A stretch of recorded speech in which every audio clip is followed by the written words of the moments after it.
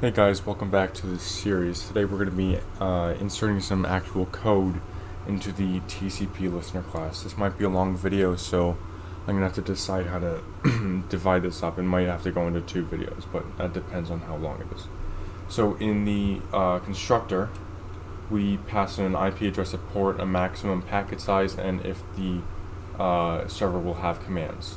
So we're going to go and now we're going to set a lot of these properties in the server. So first thing we want to do is go self.ip_address equals IP address, self.port is equal to port, and then now we're going to create the server socket. So self.sock, or no, not that, self.server, it's a private variable, equals socket.socket, that's the constructor, and the family is equal to socket.af inet, and the type is socket.sockstream.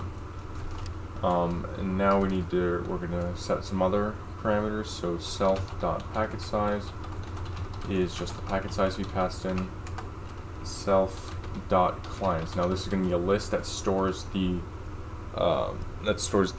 list of clients that are connected. So next, we're going to set some Boolean values. So self.running equals false. So self.binded. So this will set to true once we actually bind this socket to the IP address and port. And last one is self.has commands equals has commands. So that's pretty straightforward.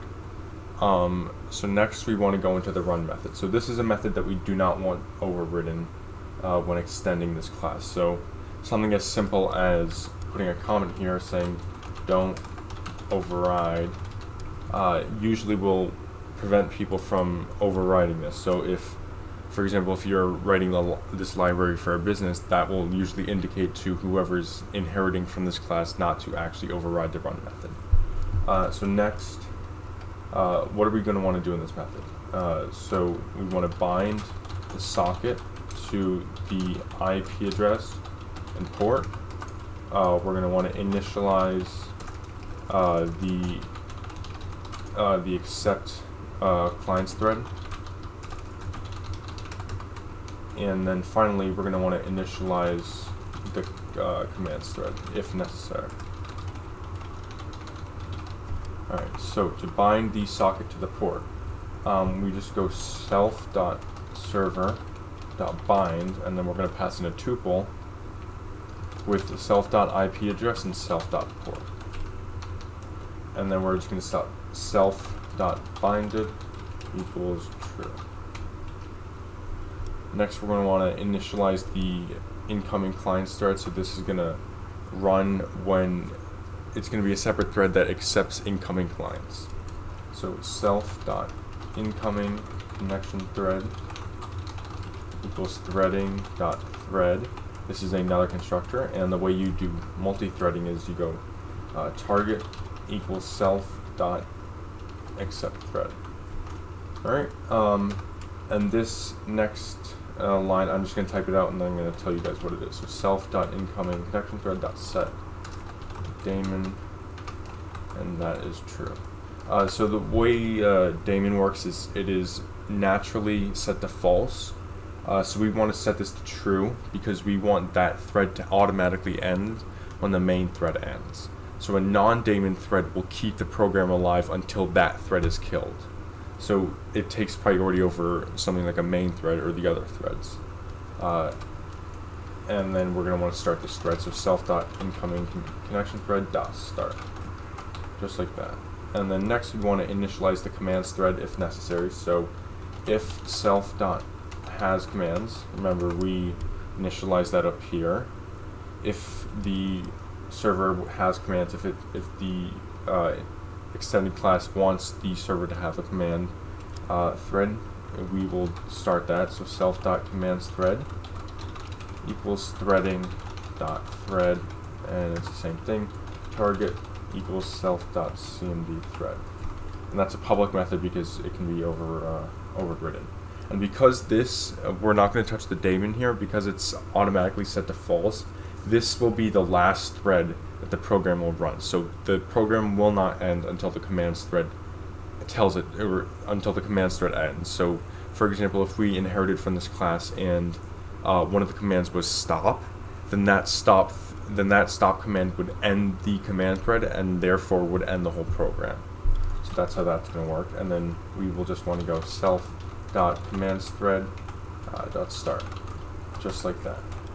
And next we are going to write the accept thread. So that is this stuff right here. So here we're just going to be accepting incoming clients. And once again, we don't want this to be overridden, but it is a private method, so it cannot be overridden. Alright, so we want to only do this. We want to have a loop while the server is running. So while self.running. Oh, you know what I forgot to do? Once all this is done, we want to set self.running to true.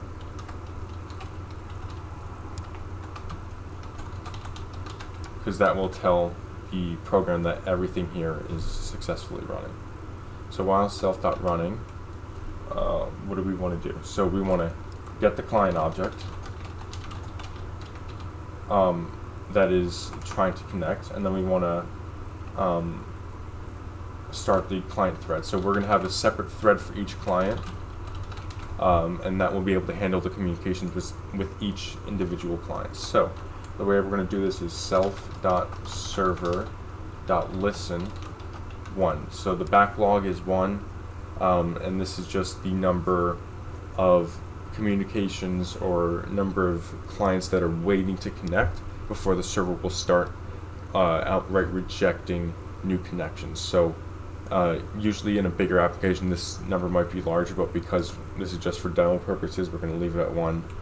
If you want to do more research on that, you can. So next we actually have to get the client.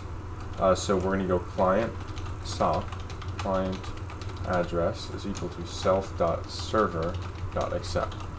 So the server socket is going to accept a connection, and it's going to return 2 values, the socket and the address of the client. So next we're going to use, where is it? We're going to use this method here. We're going to generate a TCP client object to add to the list. So what do we want to do? We want to go client is equal to self.generate client object. That's going to be client sock client address, just like that. And then we want to add it to the list. So self.client .append client. And then we are going to go to the callback self.client connected, and we're just going to pass in the client object. And next we want to start the client thread. So this is just going to be client thread is equal to threading.thread. You guys get the deal now. Target is equal to self.client thread. But this time we actually have a parameter in the threading method. So the way we're gonna pass an argument into this is going to go args is equal to, and then in curly braces, it's going to just be the client object, because that's what we want to pass. It's a TCP client, and that's what we're getting from here, from the generate client method. Right, and then we want to set this one to daemon, because we don't want to have to, we want it to automatically end when the program ends. So client thread dot set daemon true, just like that, and then client thread dot start, just like that. Alright, so that is our client thread, or our accept thread. It's pretty simple. Now we're going to work on the client thread. So we do not want this one to be overridden as well. So what we're going to do here is, how am I going to explain this? So we want to have a message. So each time the client communicates, it sends a message.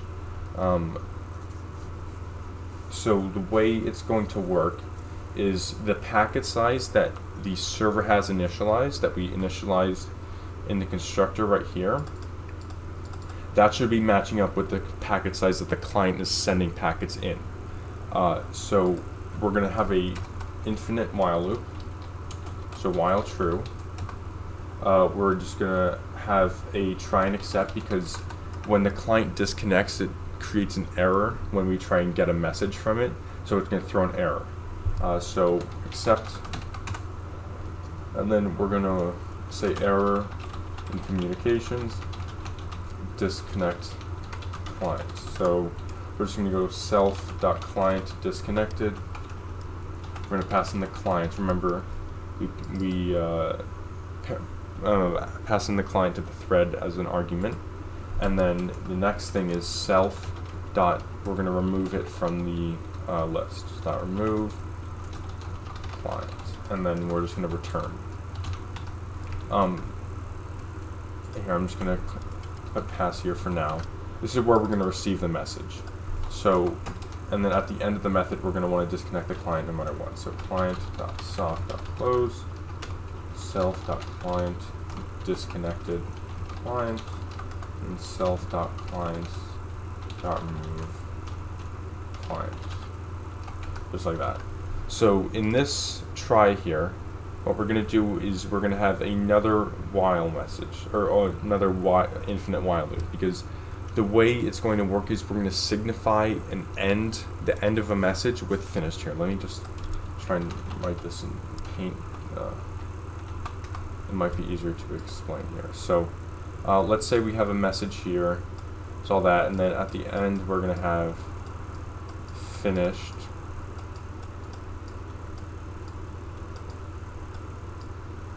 Just like that.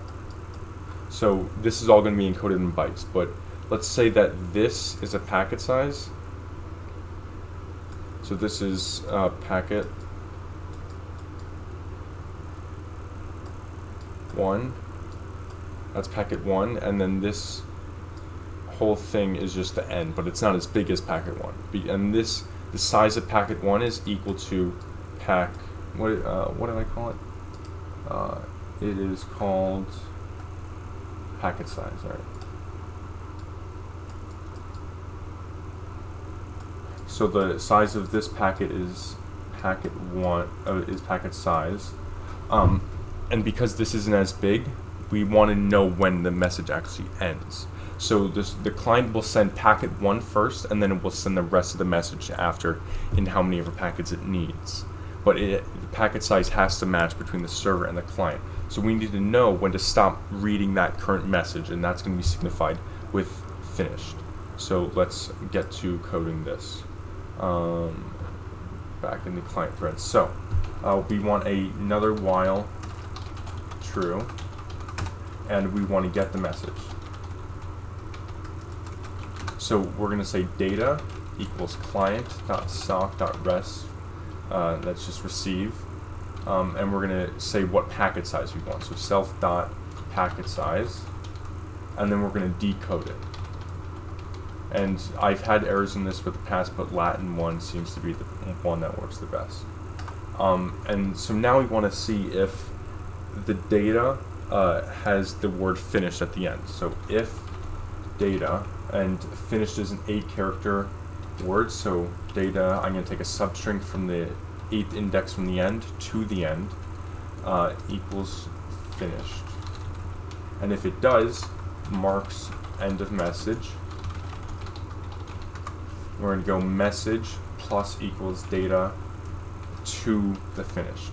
So the start of the start of this packet to wherever finished starts. So if we had, it's essentially going to take, if we were looking at this packet here, it would take it from here to where the start of finished is. Alright, so back here. And now we want to break this. So that means that we have received the whole message at this point. And otherwise, we're just going to add the whole packet. Because in this case, right here, in this packet, there was no finished, so it's a part of the whole message. So we're just going to add the whole packet to that current message. So that is the while loop. And next, we're going to want to say if not message break, because that means if the client didn't send anything, then it probably disconnected. And then else if message.is space. I've had issues. This is stuff that I have from experience with this stuff, and I've gotten issues with this, so I'm just gonna put this in here, and then continue. And now we have the whole message. We have all the packets part of the message, so we're going to want to say self.message received. Remember the callback. And we're going to pass in the client and the message object, and then we're going to want to reset the message back to its initial state, the empty message right there. So that is the client thread, and right now I think that's where I'm going to finish off this video. That was a bit long. The command thread, once again, that's going to be overridden, so I'll just put that there. Override this. But yeah, in the next video we'll be finishing up.